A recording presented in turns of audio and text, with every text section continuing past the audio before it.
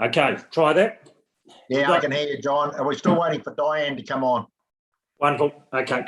Okay, mate. You tell me when you're ready to go. It'll be good. Yeah, no, it's all right. I'll just wait for Diane to come on. She's connecting at the moment. Cool. Well, that's what it tells me.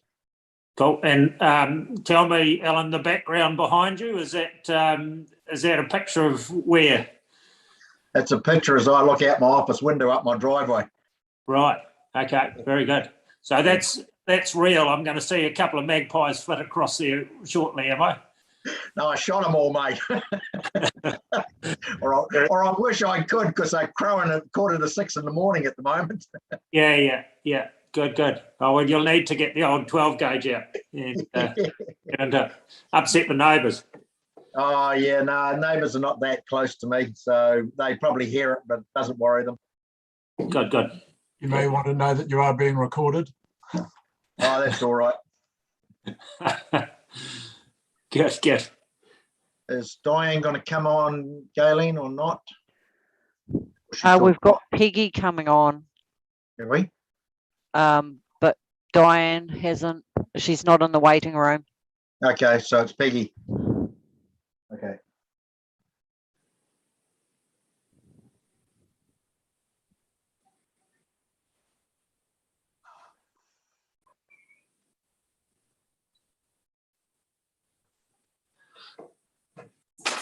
I just wonder how much longer I leave it.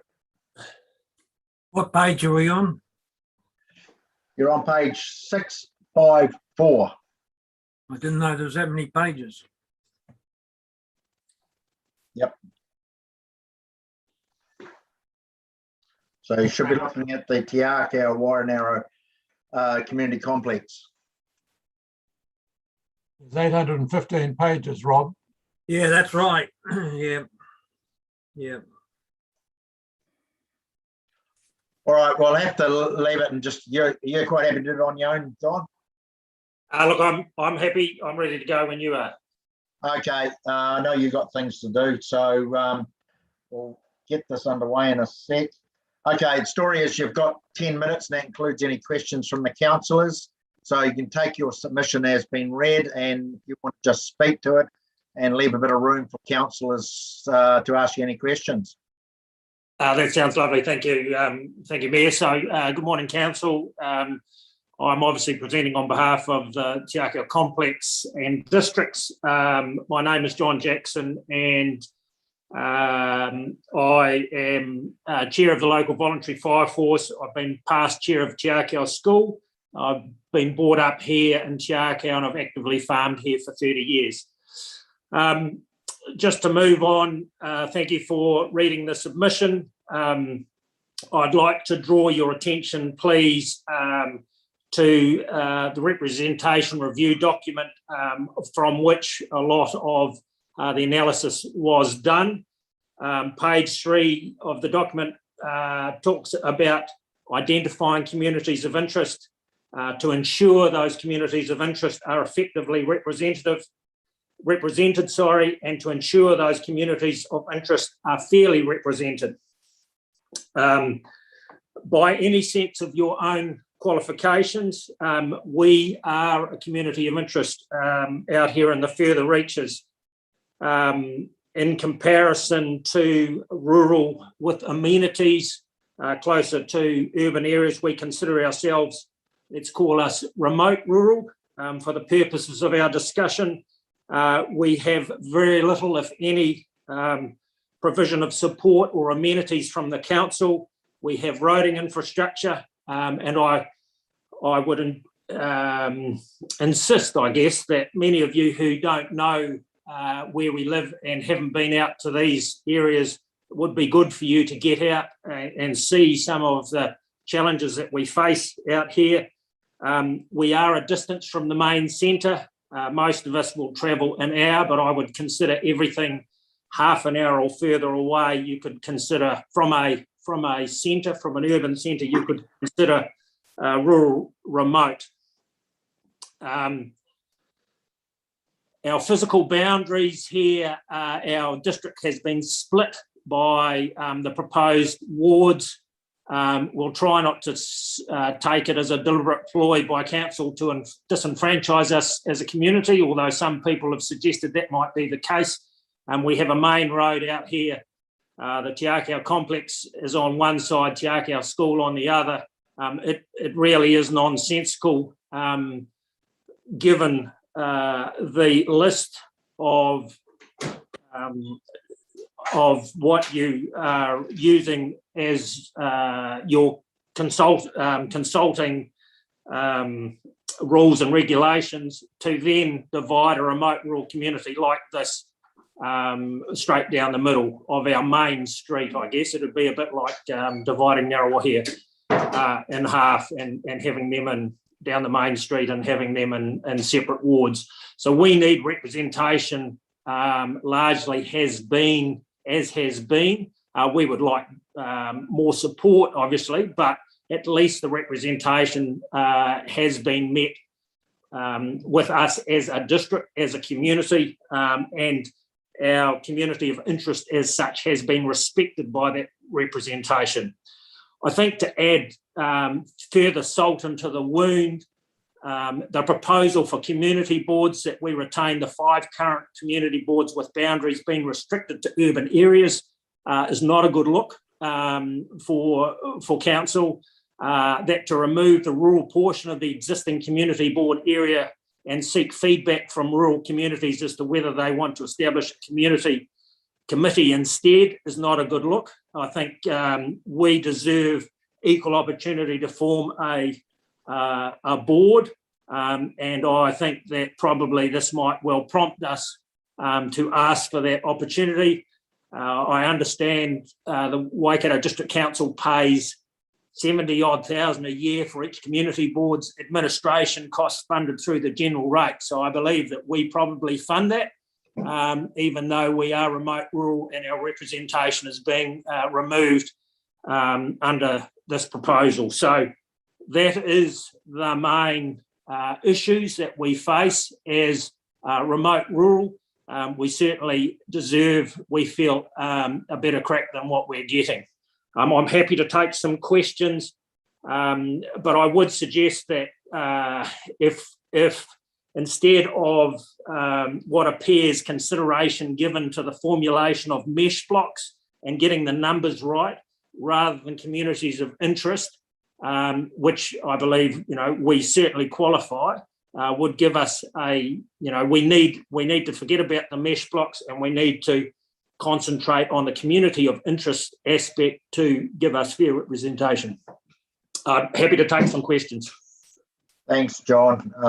Can I just say we can't forget about the mesh blocks because that's the basis of how legislation requires us to operate. But I do get your point around the community being cut in half, though, using the mesh blocks for that purpose. Councillor Eyre. Thank you, Your Worship, and good morning, John. Thanks for your great submission. Just to clarify, you're speaking to not dividing the rural portion of Te Akau, not to be confused with Te Akau Landing, who by and large we've heard from Raglan Community Board Chair in the previous submission about potentially their community of interest down at the Landing, lending itself more to Raglan. So just some clarity around the Te Akau that you're speaking to. Look, happy to accept that. Thank you, Councillor Eyre. We're very much they boat across. They're certainly not half an hour away from amenities, and they probably get a lot more support than we do further down or up the coast. So very, very happy with that consideration. Thank you. Councillor Maguire. John, you'd be quite happy to be within a community board area then, would you? You strongly seem to support community boards. I think what I would like to see is a community board, and obviously we would need to go back to the community to discuss whether it should be a board or as a committee, but I don't think we should be ruled out by legislation as to one or the other. I'd like to see a board that represents remote rural so that those of us as I say, with these criteria, perhaps half an hour away from town, if I was to just surmise, roading infrastructure challenges and little support in other areas from our rates, I would like to think that we could form a body that would help support our council, our councillor, to ensure that we are getting a fair representation and a fair return on our rates. Thank you. Councillor Beck. Yeah, thank you, John. So if I can just tease out two components of that. So in terms of the ward representation, where do you think your councillor, which ward should you be located in? Well, I think at the moment, our ward certainly represents a large chunk of remote rural. And I guess what our concern is, councillor, is that if we are divided as an area, obviously our voting ability as a smaller rural part of a predominantly urban voting area is obviously diluted. And therefore, our representation, I believe, as a group of people within that ward will be diluted, and support. I mean, the nature of politics is that people tend to support those who will have the greatest voting influence on their return to a position of governance or council. If you're a small part of a small part of rural and a larger part of urban, then I feel that, and on behalf of our district, we feel that our ability to influence council decision will be diluted proportionally. Okay, thank you. Thank you. 30 seconds, Councillor Smith. Thank you. Representation of the community board. There are a number of submitters supporting the alienation of Tuakau back into the urban area. So that would split, and that's what's come about with the representation review. Would you support the Tuakau community maintaining a community board, and either or a community board or community committee for the remainder of the current Onewhiro Tuakau community board area?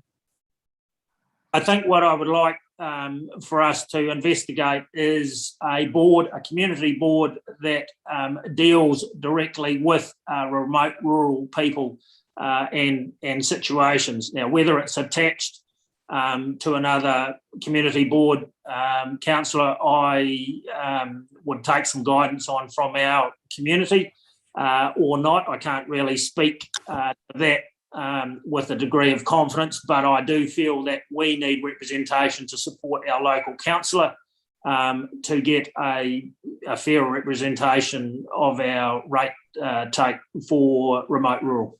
So because we have to make a decision on this past the hearing, and it probably hasn't got time for you to consult.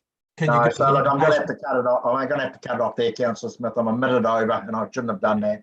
So thanks, John. Thanks for your submission. Appreciate it. I appreciate the time. Thank you very much. Thank you.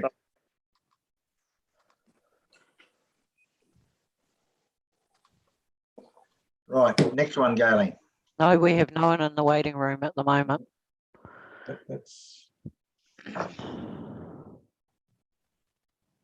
So the next one is scheduled to be John Lawson, page 172. Right, it's not like him to be late. He's normally on time. Councillor Beck. Yes, I might ask that question if that's Yes. convenient. Yes. Yeah, so it's really a question for Dale. The last two submissions actually have spoken to community boards and wishing different boundaries potentially than what is currently here.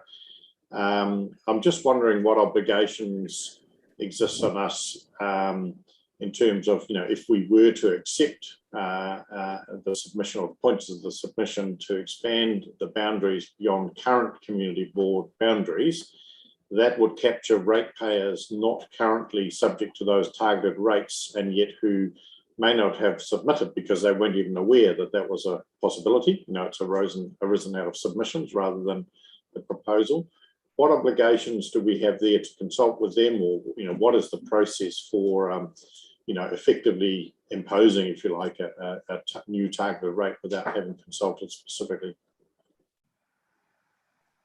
In my view, there's no requirement to further consult other than carrying on through the formal process. So if there is a change and those community board areas are extended, for example, then that's a change to the initial proposal, which triggers the public notice and therefore the right for anyone to lodge an objection.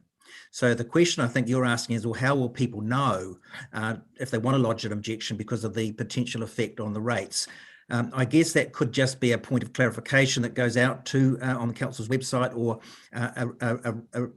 further information related to the change from the initial proposal. But there is no, my understanding, there's no formal requirement to do so other than carrying on that formal process of the objection period. I think if I just take that a step further though, Dale, the issue is that you've got a clash of two pieces of legislation. One is representation and one is creating a targeted rate, which we just can't impose on people through another process. We actually, and I think that's where Councillor Beck was coming from, for us to do that, considering there is a targeted rate involved here, we have to consult on that. So all of a sudden you get a different philosophy from two pieces of legislation. So perhaps the golden middle road is that we proactively go out to people affected, make them aware, and point out the opportunity they have to object through the final proposal process, which I believe we don't hear. That's heard by the Commission. That's correct. And that's a good middle ground, and that would be probably very good and wise. The only thing is with that, and if the Commission has supported that, we still couldn't charge a targeted rate to those people, even though they'd be identified in the electoral area, because we hadn't consulted on it. One doesn't gazump the other here, in my view. But Your Worship, you're talking about if I may, you're talking about a representation review that takes effect October next year. So you can still consult. Oh, you could do it next May, yeah. Forgot about that. You're right too. Yeah. You still have to do the consultation around the targeted rate. So yeah, I forgot. I lose track of which part of the year we're in these days. I'm sorry. Councillor Smith. Thank you. Interesting, Gabrielle's presentation, because at the workshops that were held, she let it slip that her purpose of a larger area was to gain more income. So that again comes back to that targeted rate and the issue. But she has moderated with her presentation that she felt that the area closer to the top of the deviation is not part of that. So that's the dilemma, because, and you've just alluded to it, is if we increase the area for the community board and there's a rejection by those ratepayers for a targeted rate, what do we do then? So that's time for another day, perhaps. So that's why I asked Gabrielle some time ago, if this is your desire, you need to properly survey that community. And that's why I asked that question this morning. They actually haven't done that. Councillor Gibb. Yes, it's a question for Dale, actually. So when we looked at the ward boundaries, we were told you have to be consecutive. You can't have a circle in one area and a circle in another. They have to be consecutive, right? Contiguous, So, yeah. Yeah. Is that the same with community boards? Correct, yes. You must have the area contiguous. You can't have a bit here and a bit there. Yeah. Okay, thanks for that. Have we got anyone else in, Galen? No. No. Councillor Sedgwick. Thank you. The conversation that Councillor Beck the point that Councillor Beck made is about extending community board areas, but I get a feeling from reading a lot of the submissions that there is a desire for individual community boards. And so are they able to be set up also under this process, or would they be set up independently and consulted on in the next, before the next rate strike? So a new board, for instance. I personally myself would go to the point of the purpose of what a community board's set up for under the original legislation. That's where I would start. And my understanding on that, which was sent to me by the chair of the Remuneration Authority about 18 months ago, the purpose of community boards and how they were actually set up. And I get what John Jackson was saying, but you need a hub, you need a minimal, you need a village of population, not just a rural area. There needs to be some sort of hub there. It was based around villages and towns, not rural districts, sort of thing. So I think there's a misunderstanding of the purpose or the ability between a board and a committee. I've always said I respect the committee as much as I would do any community board. In actual fact, a lot of community committees operate far better than community boards, and I give no one any more weighting than the other than their ability to operate in the proper sense for the best community outcome. And that's something that we should be keeping in mind, I think, throughout this as well. Thank you. Councillor Eyre. Thank you. Just another question for Dale, following on from the same query about the community boards not being piecemeal, but crossing ward boundaries. Obviously, we've got one in existence now. Does there need to be prescribed reasons, and what are those reasons to cross ward boundaries? No, not at all. You can have a community board that, for example, covers 2 wards or crosses ward boundaries. So there's no issue there. You can also, of course, have subdivided community boards, which we talked about earlier as well. So you could have a much larger community board, but subdivide them by ward boundaries, for example. Right. So there's a whole raft of scenarios that we could look at. Gavin? Thank you, Worship. So just wanting to just remind councillors that the issue of whether you choose to fund the costs of a community board via a targeted rate or via a general rate is a decision that you can make next year. They are not actually tied together. So the decision here is about, do you want a community board? The decision about how that's funded comes next year. So just think you need to just make sure you don't get tied up in bringing those 2 things together. A decision not to proceed with a community board because of a targeted rate is not actually a justification for not doing it. No, Gavin, but I think what I was getting at is those people won't realise that going into a community board comes with a targeted rate. Yeah. And this is the thing, this is the problem I have. So they could support us extending the boundary until we do consultation next year, and it says, oh, we don't want a targeted rate. And we'll say, well, hang on a minute, you've actually said you want to be part of the community. That's what goes with it. So people, this is a trouble. People don't understand all the pitfalls that are in this on the way through around the targeted rate concept. So I would suggest if that was the view of the panel, I'm not saying it is, but if that was the view of the committee to actually support that approach to extension, that community needs to be, that where you would extend it to, need to be notified of their appeal period and the fact that this is more than likely to come with a targeted rate, which will be set next year. So, I want people to be fully informed on call it the upside or the downside. I would say some rural people like myself would look at it as a downside. So, everybody will view it differently. So, Your Worship, you probably have to use the word may come with a targeted rate, because you can't predetermine that will be the decision you make. No, but we're not going to have a community board that half it pays it and half it doesn't, Gavin, either. So let's be realistic too. Councillor Maguire. Question for Dale. Can we form a new rural, through this process, a new rural community board out in the west there? If we have submissions to support that change, then this is the opportunity that we can do so. But we can't if there's no submissions, and I believe we have submissions. So it is possible that we can alter the initial proposal to incorporate such a community board. Thank you, Dale. Okay, have we got anybody waiting, Galen? I can't hear you. Sorry, John Lawson's just been resent the link and joining. Quick one, Councillor Church. Yeah, thank you, Commissioner.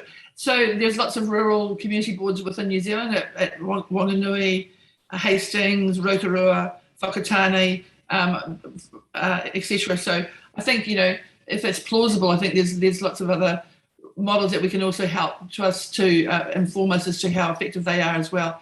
They're actually called rural, you know, community boards for that reason, for representation. So Dale's nodding. That's all. Just like, I don't think we're going to be reinventing a new wheel. We could just be looking at those wheels and why those councils have decided they needed a rural board, community board, which is really what I'm hearing from the submissions. So I'm sorry, just for clarity, so that's not contiguous though, is that Bubbles? No.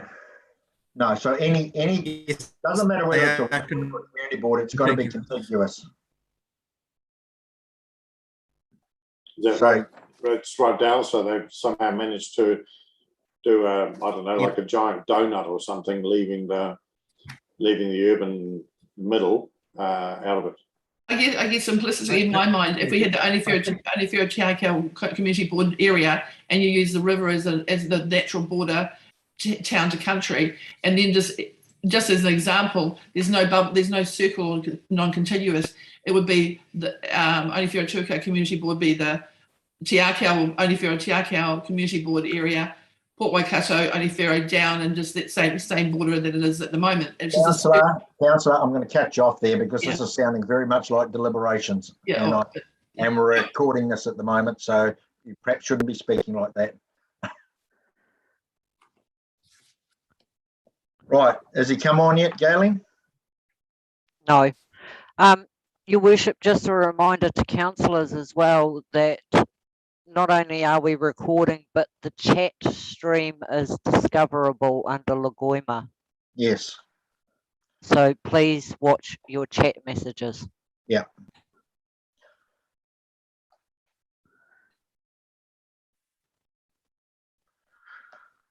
All right. He's on. He's on. Yep, we'll just link him in. So councillors, this is submission number 1967, page 172. I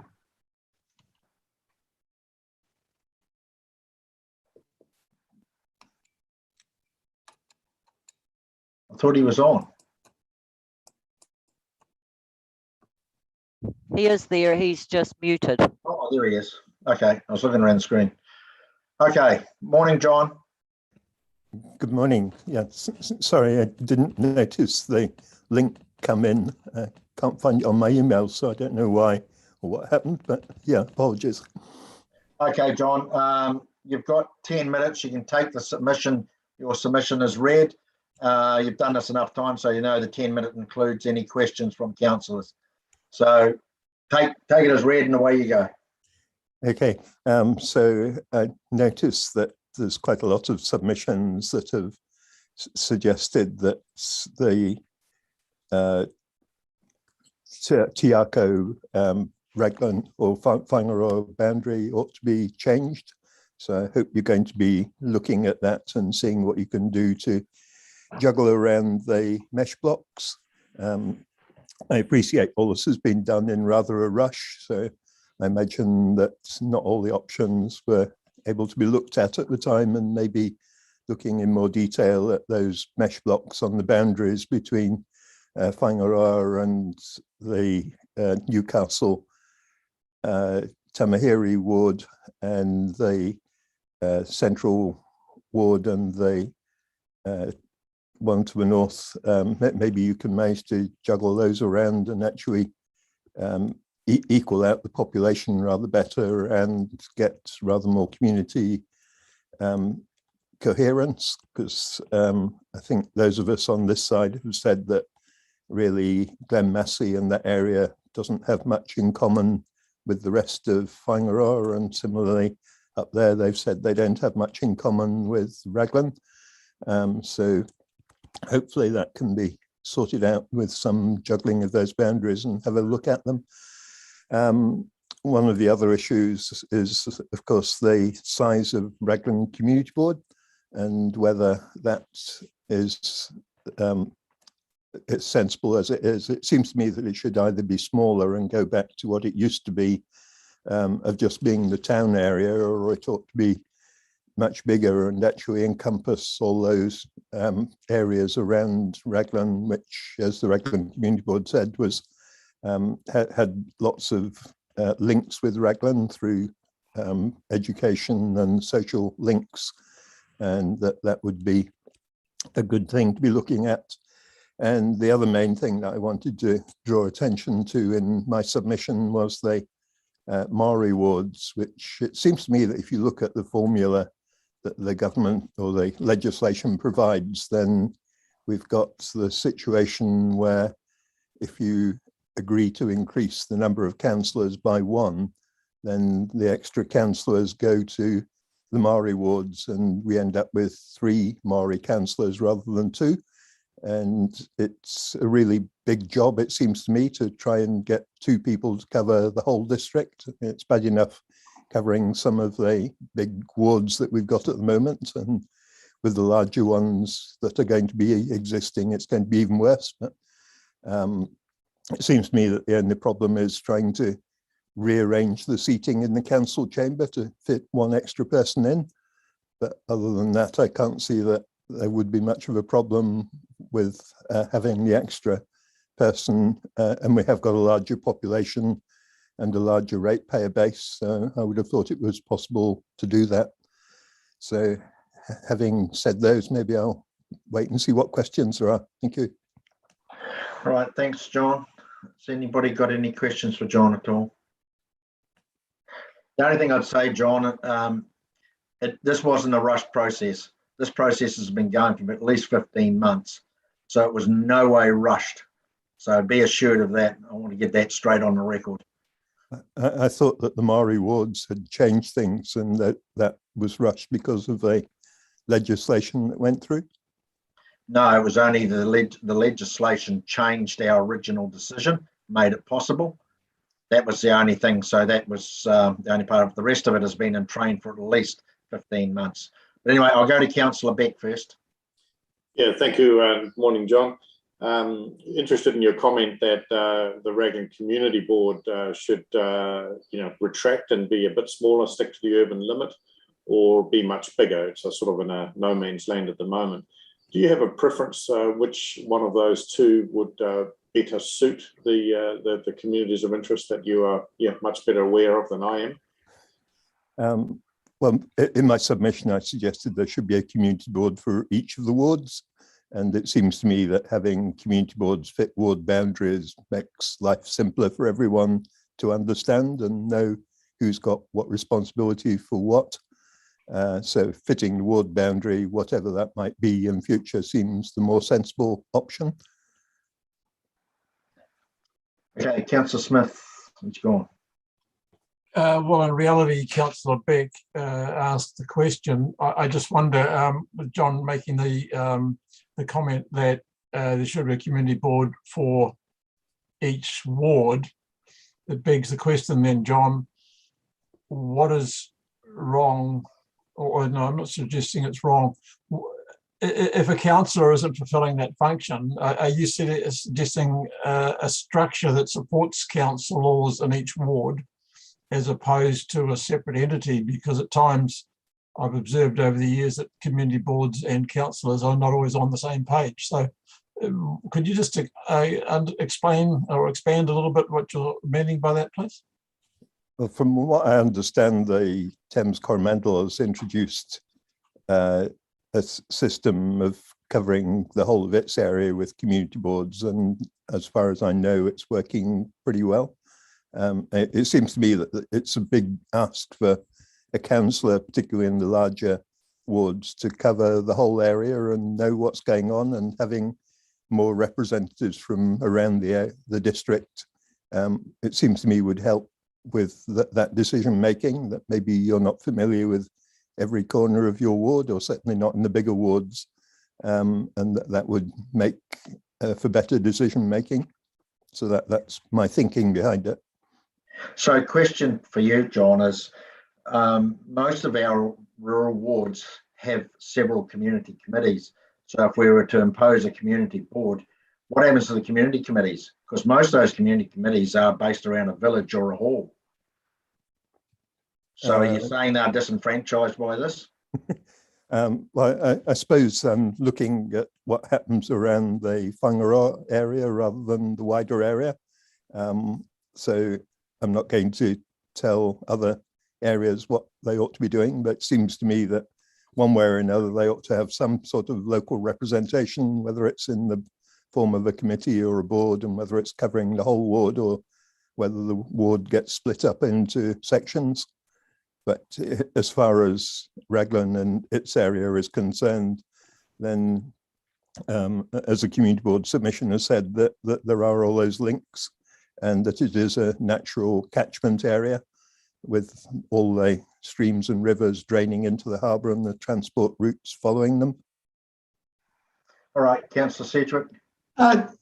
Just briefly, John, I always enjoy your submissions. Thank you very much. Thank you. All right, no more questions. Thank you, John. Okay, thank you. Okay, bye-bye.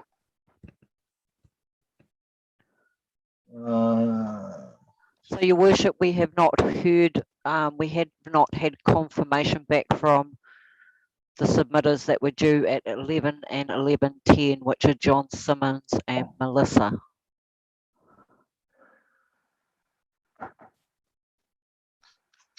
I thought this would be actually, just digress here a bit. We've talked about doing LTPs and stuff like that online, and making it easier for people to access and talk in front of the councillors. And I've always sort of said, no, I think it probably works better the other way. My argument is we do know there's a lot of no-shows that don't come into the chamber, and I'd suggest the idea of doing this because it attracts more people doesn't work either. So we've got no-shows here, the same as we would in the chamber. Trouble is, people write submissions, all good intentions, and say they want to speak to them at the moment, but when it actually comes to it, they sort of they've moved on and they don't necessarily want to talk to them anymore. So, which is disappointing, really, because it actually doesn't help us. I think though it moves us in the right direction, and overall, I think the idea is right, but people need to sort of culturally, become aware of it, need to sort out, the new normal. I think it's probably all right doing this. I'd never do an LTP. I think, Your Worship, our first submitter, when she thought it was in the water submission, and then when we said the word representation, but then the word wards came up, and then the aha moment. I mean, I think sometimes we still have a lot of that language barrier that people, if it's hey about your wards representation doesn't mean it. So I think we have a little way to go in terms of the way we communicate some of these things. And it'd be interesting to see when councils have these sort of really important hearings at night time, as an example, where people are home from work rather than through the day. Well, even in COVID, there's still a lot of people working, or they're trying to, at the moment, childcare up in the Auckland area or north, or they got back to work, whether that would also make a difference to the audience. And I know that they can pick it up later, but we will actually see those stats through the YouTube. So I think there's lots of things that our council could consider as we move forward for more engagement. Should we cut the recording? Can we chase these people up at all or not? Hang on, Darling. So we are chasing them up